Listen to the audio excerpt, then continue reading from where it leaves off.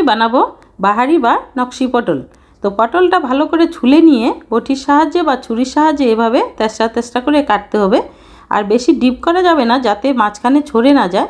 দুই পাশে এভাবে কাটতে হবে সমানভাবে। তো এভাবে কেটে নিচ্ছি, দেখো কিভাবে আমি কাটছি।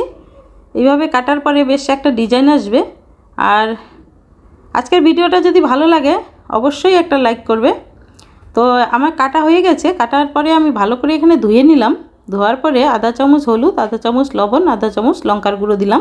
দিয়ে ভালো করে কিছুক্ষণ মেখে রাখলাম, যাতে মশলাতে মানে হলুদ লবণগুলো ভালোভাবে ঢোকে পটলে।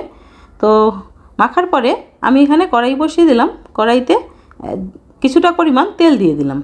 তেলটা ভালোভাবে গরম হয়ে গেলে পটলগুলো ছেড়ে দিলাম। আর হয়ে গেল পটল ভাজা। তো ভালোভাবে উল্টাপাল্টা করে ভেজে নিতে হবে, লাল লাল করে, যেন ভিতর থেকে ভাজা হয়। তো হয়ে গেল বাহারি বা নকশি পটল ভাজা।